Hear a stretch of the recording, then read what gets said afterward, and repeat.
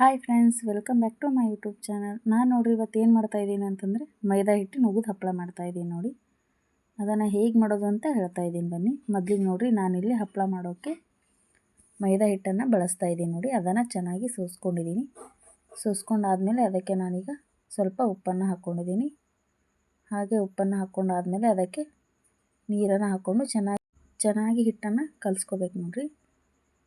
ಜಾಸ್ತಿ ತಳಗೂ ಹಾಕ್ಬಾರ್ದು, ಗಟ್ಟಿನೂ ಹಾಕ್ಬಾರ್ದು ನೋಡಿ. ಹಿಟ್ಟು ಚೆನ್ನಾಗಿ ಯಾವುದೇ ರೀತಿ ಗಂಟು ಆಗದೆ ಇರೋ ಥರ ಹಿಟ್ಟನ್ನು ಕಲಿಸ್ಕೊಳ್ಳಿ. ಈ ಥರ ಇದಾದಮೇಲೆ ನೋಡಿ, ನಾನೀಗ ಹಿಟ್ಟನ್ನು ಯಾವುದೇ ರೀತಿ ನೆನೆಲಿಕ್ಕೆ ಇಡ್ತಾ ಇಲ್ಲ ನೋಡಿರಿ, ಹಾಗೆ ತೊಗೊಂಡಿದ್ದೀನಿ.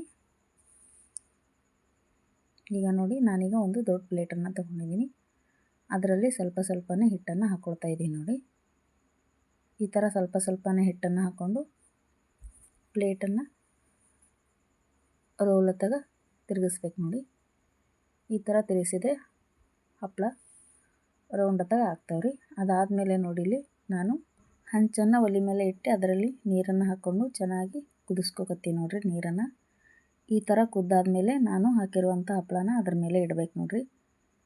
ತಾಟಿನ ಸಮೇತನೇ ಇಡಬೇಕು. 1 ನಿಮಿಷ ಆದಮೇಲೆ ನೋಡಿ, ಹಿಟ್ಟೆಲ್ಲ ಬೆಂದಿರೋ ಥರ ಕಾಣ್ತಾ ಇದೆ ಅಲ್ವಾ. ಎಲ್ಲ ಕಡೆ ಹಾಗೆ ಆಗಬೇಕ್ರಿ. ಈ ರೀತಿಯಾಗಿದ್ದರೆ ಇದು ಬೆಂದಿದೆ ಅಂತ ಅರ್ಥ. ಇದನ್ನು ನಾನೀಗ ಡಬ್ಬ ಹಾಕ್ತಾಯಿದ್ದೀನಿ ನೋಡಿ. 1 ಸೆಕೆಂಡು, ಮತ್ತೆ 1 ನಿಮಿಷ ಡಬ್ಬ ಹಾಕಿ ಚೆನ್ನಾಗಿ ಕುದಿಸ್ಕೋಬೇಕು ನೋಡಿ. ಈ ಥರ ಆದಮೇಲೆ ನೋಡಿ, ನಾನೀಗ ತೋರಿಸ್ತಿದ್ದೀನಿ. ಹಪ್ಪಳ ಆಗಿದಾವ್ರಿ. ಇದನ್ನು ನಾನೀಗ ಒಂದು ದೊಡ್ಡ ಪಾತ್ರೆಯಲ್ಲಿ ನೀರನ್ನು ಹಾಕ್ಕೊಂಡಿದ್ದೀನಿ, ತಣ್ಣೀರನ್ನು. ಅದ್ರ ಮೇಲೆ ಪ್ಲೇಟನ್ನು ಇಡ್ತಾಯಿದ್ದೀನಿ ನೋಡಿ. ಈ ರೀತಿ ಯಾಕೆ ಇಡ್ತಾಯಿದ್ದೀನಿ ಅಂತಂದರೆ ಹಪ್ಪಳ ಜಲ್ದಿ ಉಚ್ಚುತ್ತಾವ್ರಿ. ಅದಕ್ಕೆ ನೋಡಿ, ನಾನು ಸೂಜಿ ಸಹಾಯದಿಂದ ಹಪ್ಪಳವನ್ನು ಉಚ್ತಾಯಿದ್ದೀನಿ. ಕೈಯಿಂದ ಉಚ್ಚಿದ್ರೆ ಬರೋದಿಲ್ಲ ಅದು, ಹಾಗಾಗಿ ಸೂಜಿನೇ ಬೇಕು ನೋಡಿ.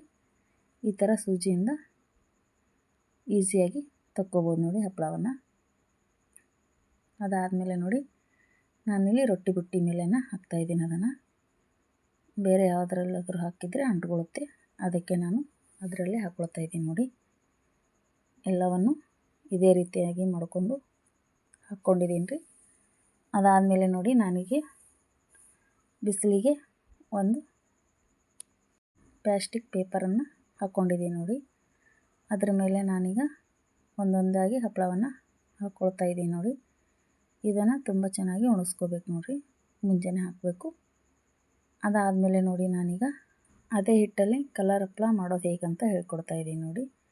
ನಾನಿಲ್ಲಿ ಕಲರ್ ಹಪ್ಪಳಕ್ಕೆ ಕೇಸರಿ ಬಣ್ಣವನ್ನು ಕಲಿಸ್ಕೊಳ್ತಾ ಇದ್ದೀನಿ ನೋಡಿ.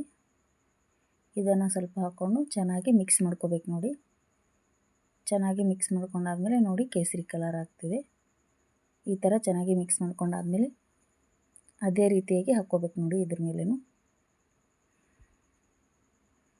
ನಾನೀಗ ಇದನ್ನು ಚಮಚೆಯಿಂದ ಮಾಡ್ತಾಯಿದ್ದೀನಿ. ಚಮಚೆಯಿಂದನೂ ಮಾಡಿದರೆ ರೋಲಾಗಿ ಬರುತ್ತೆ ನೋಡಿ. ಈ ರೀತಿ ಮಾಡಿಕೊಂಡು ಮತ್ತೆ ಒಲೆ ಮೇಲೆ ಇಡ್ತಾಯಿದ್ದೀನಿ ನಾನು. ಮತ್ತೆ ಹಿಟ್ಟೆಲ್ಲ ಹೋದಾದಮೇಲೆ ನೋಡಿ, ಆಮೇಲೆ ನಾನು ಮತ್ತೆ ಅದನ್ನು ಡಬ್ಬ ಹಾಕ್ತಾಯಿದ್ದೀನಿ ನೋಡಿ. ಈ ಥರ ಮತ್ತೆ ಡಬ್ಬ ಹಾಕೋದಾದ್ಮೇಲೆ ಮತ್ತೆ 1 ನಿಮಿಷ ಕುದಿಸ್ಕೊಳ್ತಾ ಇದ್ದೀನಿ ನೋಡಿ. ಕುದಿಸ್ಕೊಂಡಾದ್ಮೇಲೆ ಈಗ ಮತ್ತೆ ನಾನು ತಣ್ಣೀರಿನಲ್ಲಿ ಹಾಕ್ತಾಯಿದ್ದೀನಿ. ಈ ರೀತಿ ಹಾಕ್ಕೊಂಡ್ರೆ ಹಪ್ಪಳ ಚೆಲ್ಲಿ ಬಿಡ್ತಾವೆ ಅಂತ ಹೇಳಿದ್ದೀನಲ್ರಿ, ಅದಕ್ಕೆ ನೋಡಿರಿ.